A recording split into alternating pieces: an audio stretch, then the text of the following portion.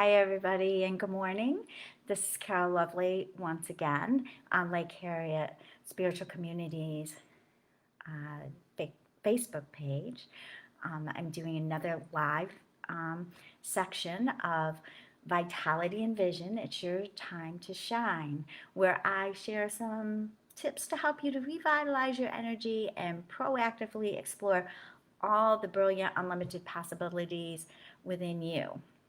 It's a great opportunity to connect with others and explore your new age of expansion and outrageous potentials. So, uh, in case you've forgotten, I'm doing this Facebook Live the second and fourth Wednesdays at 9 a.m. right here on Lake Harriet's Communities Facebook page. In the past, if you're looking for past episodes, you can find them either in the feed here on the Facebook page, or I've also arranged them in order by dates on my free page at carollovely.com or on my YouTube page. So last time we were together, we talked about going within and finding out where you are now and then determining what matters to you most. After that discovery process, then you would need to decide what steps you might take to help shift you beyond the present belief forms and into a new purchase order for the universe. So how'd that go for you? If you've had a great experience or you need some help or support with that, or you have a new purchase order to the universe that you'd like us to get behind and send some good, yummy energy out toward that, then comment below. So today we're going to explore grounding. There's a lot of people talking about grounding, and um, it's really important. So here's my take on it. And then next time we're together, we're going to talk about earthing, but let's just stick with grounding today. But the research on both grounding and earthing is showing solid evidence of increasing your health through better sleep, lowering inflammation in the body, and having a better blood flow also in the body. So let's take a look first at what happens when you're not grounded. If you're not grounded, you could get easily distracted, space out often, overthink things or ruminate, engage in personal drama a lot, experience anxiety or perpetual worry. Some physical signs of being ungrounded might include inflammation in your body, poor sleep, chronic pain, fatigue, poor circulation. Being ungrounded is actually a worldwide epidemic.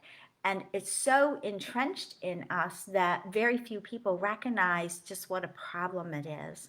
But it is the root cause of much of um, our, our dis-ease or our anxiety that's kind of ongoing and just kind of grows. So being grounded can be really, really helpful.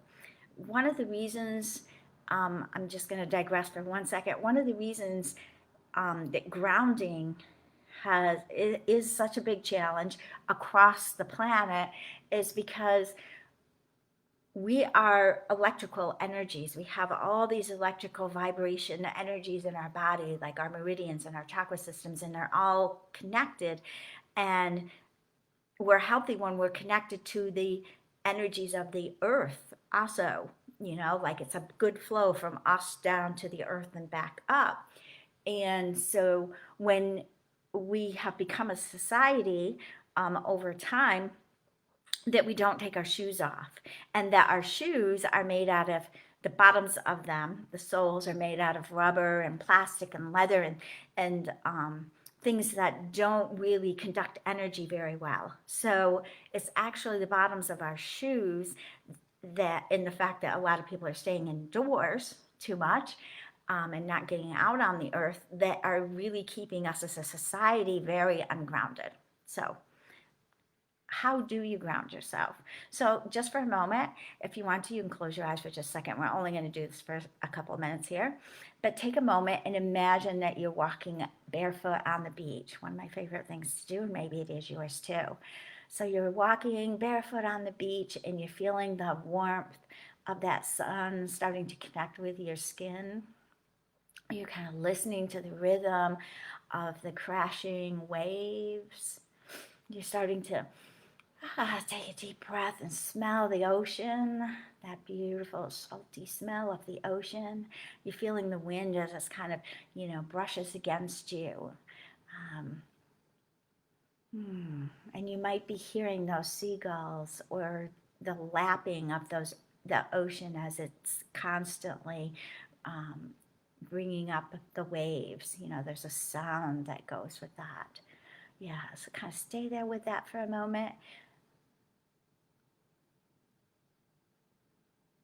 And for most people, it's very calming and settling to actually be either in your mind imagining, and even more importantly, actually at the beach, the ocean.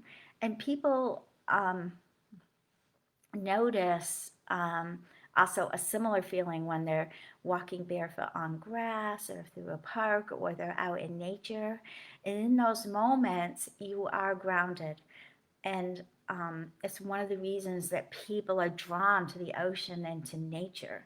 So again, summer months, spring, fall are really good times to be outside and grounded. And sometimes in the northern states, like where I live in Minnesota right now, winter it's harder. So you could do these short little visualizations or do them longer. So being grounded, you can stay there if you want, but I'm going to move on and share a few more details here. So being grounded can mean two things. It's being present in your body and or feeling connected to the earth. So we've all experienced grounding. It's kind of that feeling of feeling at home and just feeling, I don't know, to me it's kind of a delicious feeling of being hugged or supported. Um, but it can also be a very fleeting experience. So thankfully, there are grounding techniques that can help us to stay rooted both in our body and also to the earth. And these grounding techniques can help you with clearing your mind, recharging your energy, strengthening your instincts or your intuitive knowingness, and calming your emotions. So, therefore, grounding exercises can increase your overall performance and your well being. So, there's a lot of great research out in the last 15 years. It's kind of, still in its infancy, but it's really kind of growing with some promising results that are showing that grounding does indeed reduce the inflammation in the body. It can improve your immune response, which is really important, reduce your emotional stress, improve your blood flow, and elevate your mood. So these studies are really kind of encouraging, but you could be your own scientist and let your body be your laboratory, and you could evaluate the results for yourself as you get more in tune to choosing and picking some grounding exercises and actually doing them maybe every day or very, very frequently at least. So the first part of grounding is getting rooted into your physical body. So grounding is similar to the concept of centering. The center is expansive and includes your body as well as your mind, your heart, and your spirit. So once you learn how to ground yourself, it's easier to find your center. So grounding techniques are designed to redistribute the energy from your head, that busy, thinking mind, down into your body. In doing that, instantly can have a calming effect. So, grounding is also connecting your spirit back into your body, particularly when you are purposely dropping that thinking mind down into your heart space, loving it up for a minute, but letting your mind take a break and just relaxing in that beautiful heart energy of love, of acceptance and compassion and all those good feelings. So most of our stress and anxiety results from being disconnected from your body. The more rooted you are in your body, the less stress and anxiety you will experience. So one really fast technique is to either sit or stand and place all your awareness on the bottom of your feet and pay attention to the sensations at the bottom of your feet. Again, you could do this, while you're out walking on the beach or you're in nature, but you can also do it in your home. And it's better to take your shoes off, even if you're inside, and just put all of your intention to the sensations at the bottom of your feet. So again, you can do that really quickly, and or you can make it bigger by going outside and really standing on the earth and doing that. Another is to follow your breath. So, you're just going to breathe and close your eyes and inhale and trace that air as it enters your nose and goes down into your lungs. And on the exhale, you're going to follow it as the air leaves your lungs and either exits through your nose or your mouth. So this grounding technique can get more effective as you practice it. So the key is to observe the breath instead of forcing it with the mind. So you let your body lead the way and the actual breath lead the way and let your mind follow. Another way to ground is to stand like a tree. So you stand with your feet parallel, at least shoulder width apart, and keep your head, up above your body, maybe with your chin tucked a little bit, and your spine straight. And then you can rest your hands either at the side of your legs, your thighs, or you can place them over the navel. And then you sink all of your body's weight and tension into your feet without collapsing your spine. So it's not like, ugh. It's like keeping your spine straight and just relaxing down into your feet, and then allowing the tension to just wash down through you and be absorbed into the ground. So another way to support this is to imagine that you have roots growing out of the bottom of your feet and they're extending deep down into the ground beneath you. And I like to think that as we're sending that tension or that energy that's not really serving us in the moment down into the earth, that she's able to use that as fertilizer. So you can use that if you like. So movement itself is also grounding. There was an enlightened master named Bodhidharma. Don't know if that's correct pronunciation, so I apologize if it isn't, who created the martial arts science that later became known as Kung Fu. And he saw that many of the monks were sitting for hours in meditation, and that they would have physical challenges like arthritis or maybe epilepsy due to the blocked energy. So he created a more soft form of Kung Fu that became known as Tai Chi to get people, the monks, the people who were doing that sitting, to begin moving, because he knew that the movement would ground the energies that these people were gathering in their head and their heart. It would ground those energies into the earth. So electricity, once it's used and changed into motion, it kind of gets used up. So the brain battery would run the excess juice down into the earth, and so no more epilepsy. And all those creaking joints were oiled by that movement and keep them from rusting or getting, stagnant. That energy getting, or the chi is what that energy is sometimes called, being stagnant. So, and the motion would help to ground that energy. So, we can kind of look at, balance. We're always looking for balance. So if you're doing too much yoga, you might want to get up and dance and really move your body, If you're doing too much meditation and it's too contemplative, or you're getting sore sitting there, again, get up and move, You might want to do some Tai Chi or some yoga. So anything that you do that's kind of physical, and certainly if you're doing it with mindfulness, intention, it's going to help to ground you.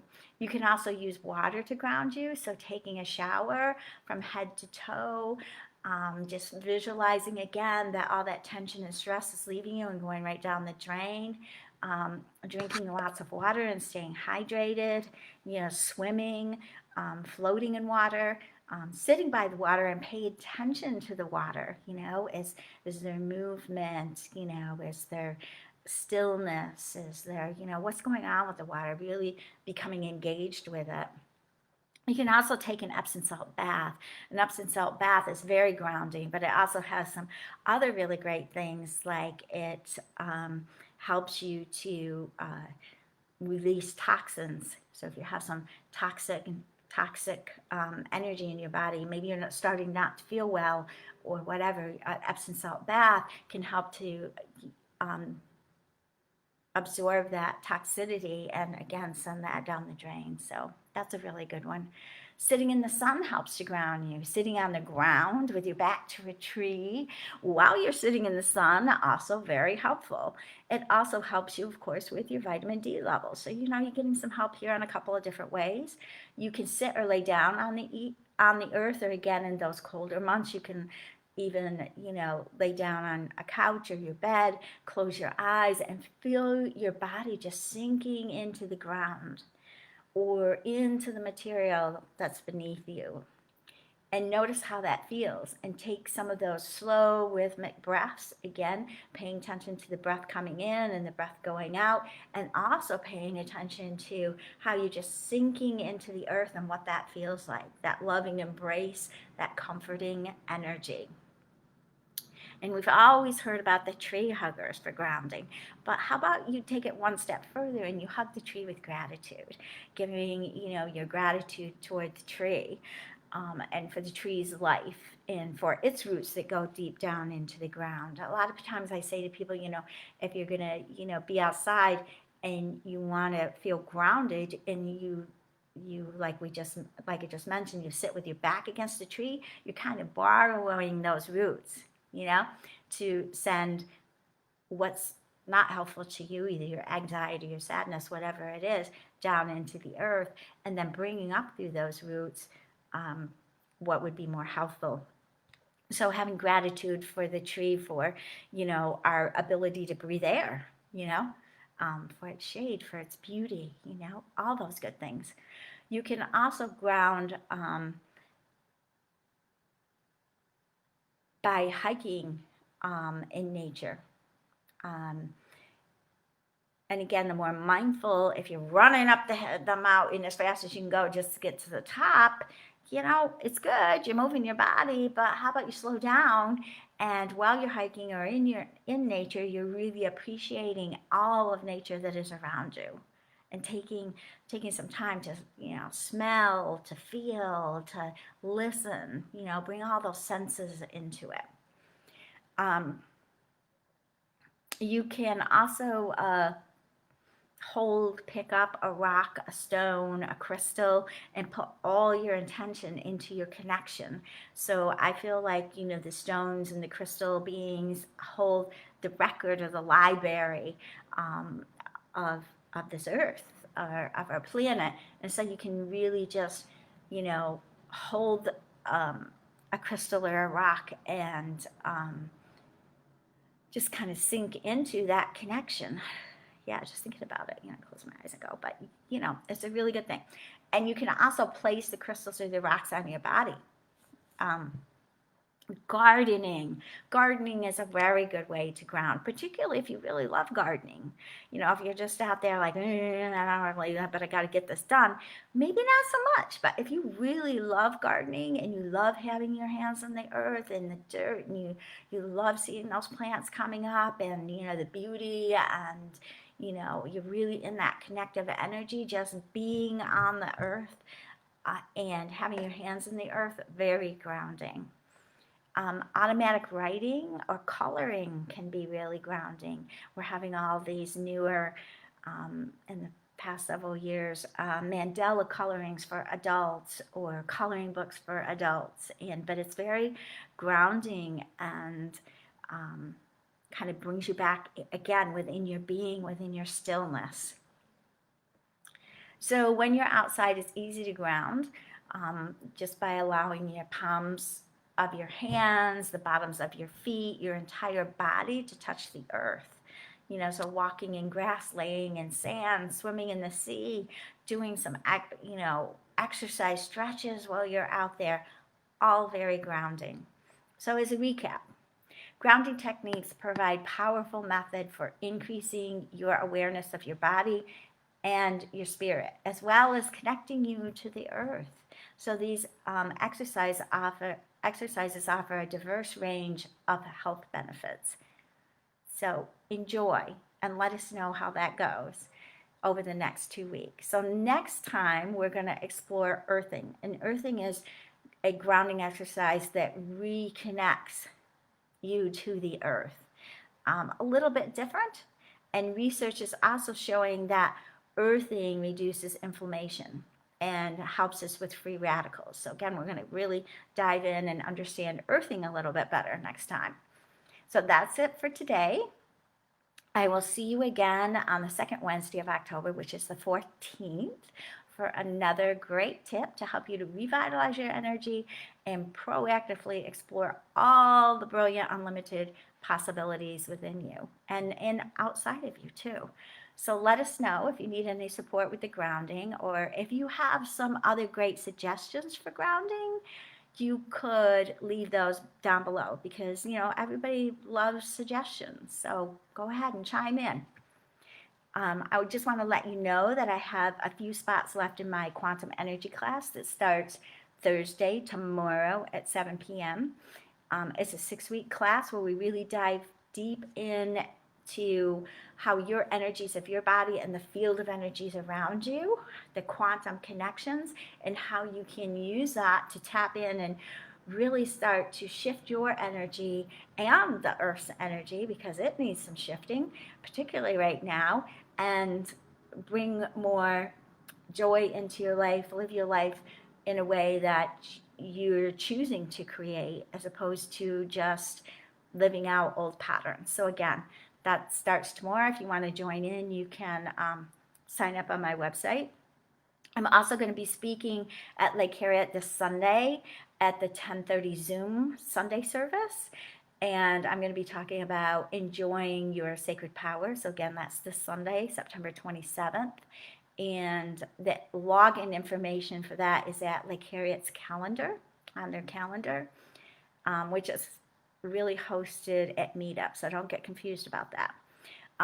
You can also join me at Lake Harriet Spiritual Community in person on Tuesday, October 6th at 7 p.m. for meditation. I'm going to be leading the meditation that night, and the fee for that is $10.